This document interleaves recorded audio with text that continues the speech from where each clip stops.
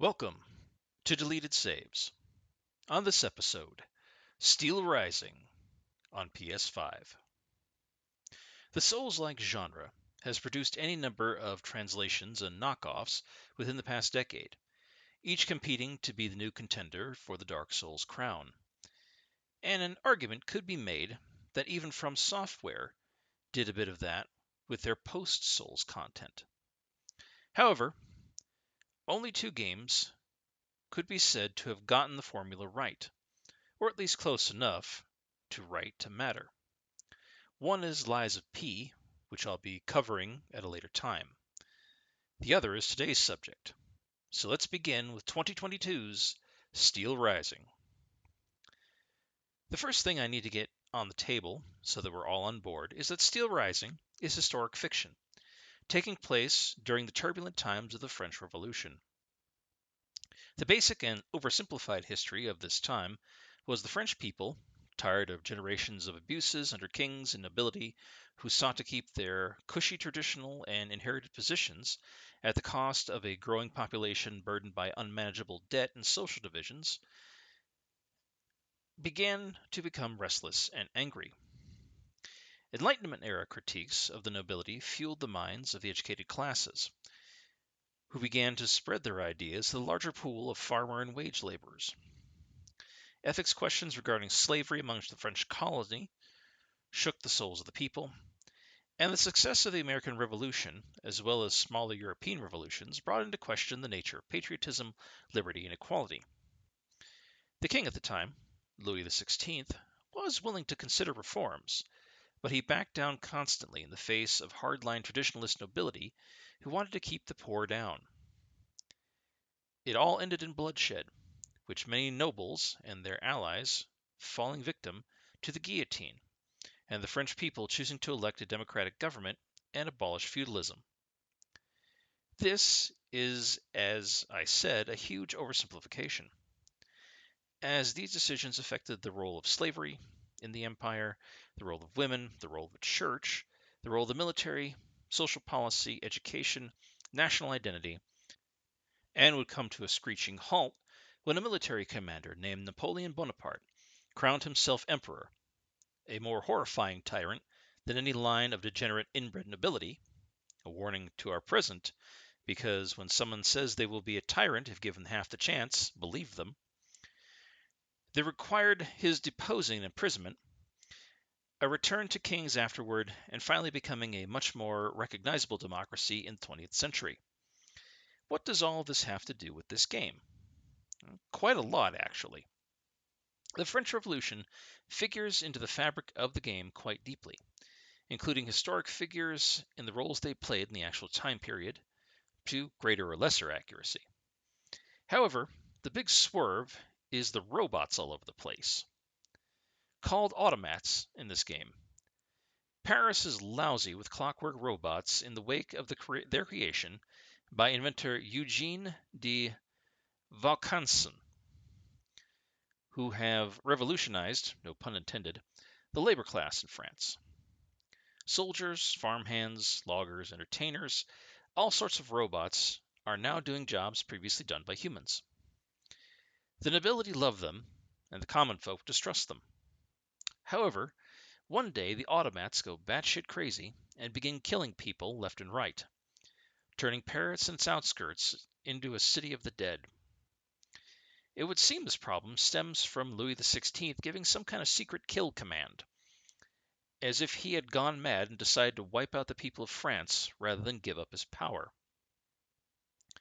You play the role of Aegis, a dancer robot in the private employ of Louis's wife Marie Antoinette, remembered here much more favorably than actual history remembers her.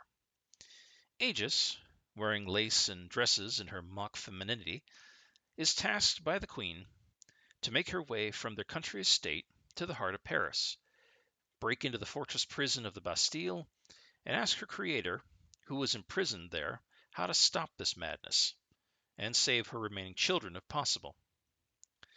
Like other Souls games, you get to modify Aegis's look, with facial changes, hair and skin tone, well, porcelain shell tone anyway, before being turned loose into the game world. Once you leave the estate walls, you must navigate a garden maze full of dangerous robots out to destroy anything in their way. This is where the Dark Souls style combat begins, as you have four rough archetypes to choose from at the start: Soldier, Bodyguard, Alchemist, and Dancer. Bodyguard hits hard, Soldier is balanced, Dancer is the agility class, and Alchemist focuses on powering up consumables. As Aegis was a former Dancer bot, her weapon selections complement this, with razor-edged armored fans, batons, claw weapons, swords, polearms, and even a musket, many of which you will collect throughout the game, and each modifies your abilities. But it is not all Dark Souls, but a healthy dash of Sekiro as well, with jump and mantle actions. Your enemies will wholly be robots, and goddamn, do these robots hit hard. Reaching the end of the garden, you'll fight your first boss before getting aboard a boat and sailing up the Seine, a maniac gardener bot that is ready to trash Aegis as fast as possible. This is as OG Dark Souls as it gets. Once you smash this thing, Aegis sails upriver to the Parisian outskirts, scooting through a ruined village overrun with corpses and killbots, like a 1700s version of Chopping Mall. You can absolutely sneak around this village maze as best you can, but more than likely you will have to fight. I should also mention a weird addition to the stamina formula many of these games imitate. Aegis, as an automat, can run like the wind, for a little while anyway, until she overheats. Once this happens, her internal cooling system kicks in, and she will literally freeze over for a few seconds, which can be deadly in a rough fight. So more than any type of game in this subgenre, you really need to manage stamina use. And yes, like any Souls games, you can upgrade weapons and skills in a rudimentary fashion. And you rest at beautiful giltwork cages, in which a leather recliner awaits called Vestals, that act as both checkpoints and healing locations.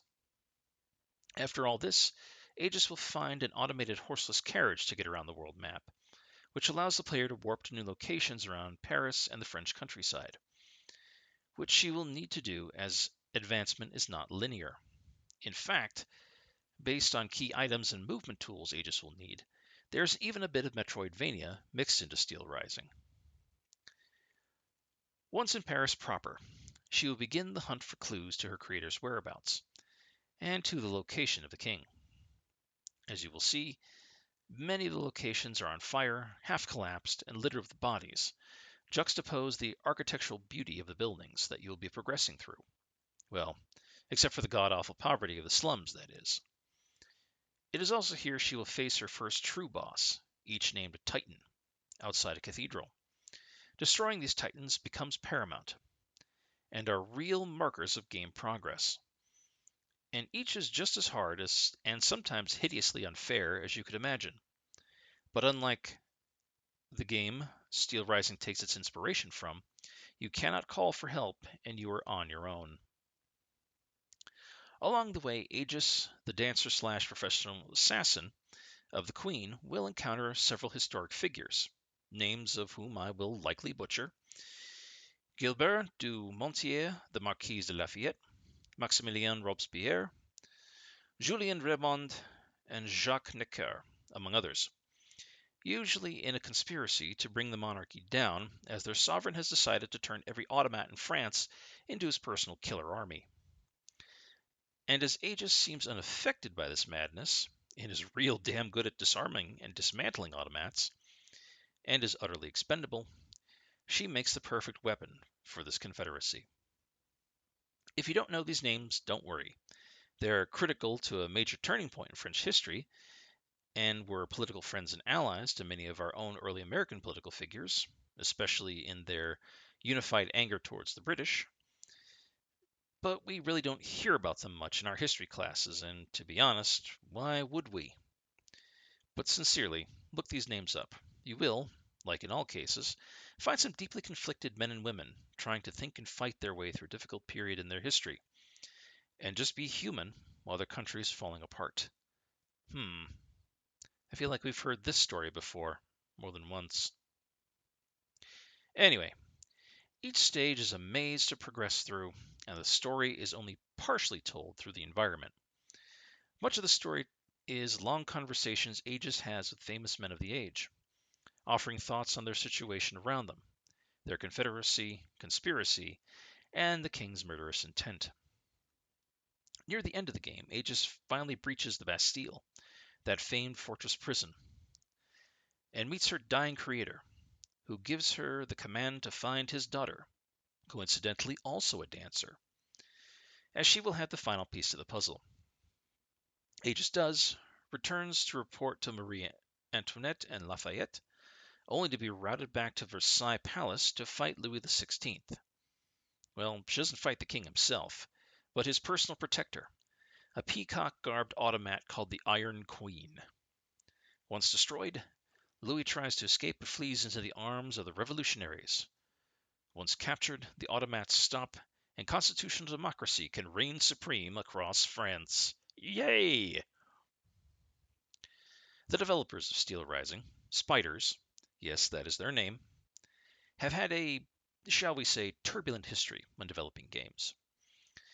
They were known, and I guess still are, for buggy, glitchy games, kind of like a French Bethesda game studios. But games with an undeniable aesthetic, often very beautifully designed, ornately costumed, and really shooting for the stars, but falling short somehow. Perhaps their most successful game to date is the action role-playing game revolving around colonialism in a fantasy world with guns named Greedfall, which itself received mixed to average reviews. And for Spiders, this is really an improvement. With the sales and award nominations for that game, the team went on to make Steelrising, which is probably their crowning achievement to date. By which I mean it plays well, and I myself did not encounter any technical issues, and it is awfully pretty and nails the French look. As Spiders is a French developer, that should be obvious, and it certainly feels like a lot of love and care went into Steelrising, especially since their national history was on display with this alternate sci-fi fantasy take. Speaking of critics, the most reliable review scores I could find on Steelrising, should you actually care about that, is the mixed to average reviews on Metacritic, which means the game scored in the mid-70s. Again, 70s is not bad. In fact, it's very good. A lot of games I've covered with joy have been in this range. I don't just shit on games for fun, unless they deserve it, of course. And I am more than happy to elevate a game I feel should be elevated. Yet in the highly toxic games atmosphere, a score in the 70s is a death knell, which is a real fucking shame. But I can't change public perception around a muddied industry. I can only point to a good title when I see it. And this is a good game. So at the end, what is my personal take on this title? Why did I feel it is worth recognition? In the years since the beginning to the end of the primary Dark Souls trilogy, and including the Souls Inheritors loose trilogy from From Software, many companies, large and small, have tried to capture the, well, perhaps magic is too strong a term, but the right mix of action, strategy, aggression, feel, and look of those 6 games. We have seen both 2D and 3D challengers, Seeking the Throne, surprisingly popular fan games based on certain properties, parodies, and a whole lot of hopefuls adding certain details and ephemera to their AAA titles and not getting it right, or even close. Hell, there's even a games reviews out there on YouTube who dedicate reviewing nothing but Souls-likes as a fucking genre. Howdy, lads. We're in a whole new world and a far cry from the cartoon platformer days if grim dark men in iron boxer shorts hitting giant demon pustules is its own game genre. But for Steelrising, and it is not a Souls Inheritor, but it comes achingly close, much like another game I'll be talking about in the coming episodes. Maybe it took this long just to get it right enough that we're seeing some good entries into the subgenre. I don't know. It is a gorgeous game, somewhere between an artfully done French version of the Hall of Presidents and an oil painting done by Edouard Manet. It is gaudy, with the overdone, the rich, and nearly untouched opulence of the very palace of Versailles itself, set against the burning apocalypse of clockwork automatons rampaging over the ruins of the poor and the destitute. We've done the devastated world so many times before. It is hard to come up with something new in the all hope is lost category. And while Paris may be burning and full of 1700s cyberdogs and 9-foot-tall potbelly stoves swinging iron balls on chains, it is fairly believable and set against a good historic period we haven't much addressed in the game's media before. If nothing else, it is worth watching a robot snark and deadpan at some of European history's most influential characters. And really, or a development studio that does not have the most trustworthy track record, they went above and beyond to polish the game to a glimmer, if not an exact shine. And besides, Aegis is a badass and cool character, and we deserve to have more from her, as unlikely as that may be. But this game is also hard. Punching yourself in the balls hard. Make no mistake here, sometimes retreat is the better option, and you may find yourself racing away from even small groups of enemies just to save your own hide before you get swarmed. Yes, there are points of frustration. I'm not going to say it's all smooth. Unfair bosses or odd hitboxes can make things crawl to a halt. And I'm not going to say there isn't some Eurojank here. But hey, The Witcher 3 launched with a diarrhea afterbirth, but it was pulled out of potential trouble into a beloved icon.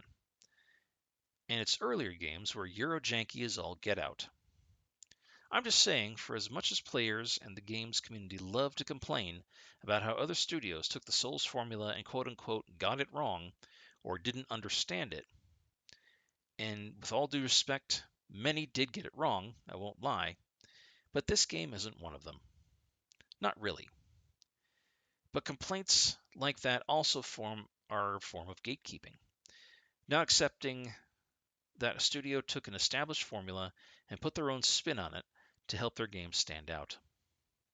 But then again, some people just like to bitch and shit on games without ever playing them, or only playing them for a bit and deciding it wasn't for them, but failing to understand that you need to shut up about it.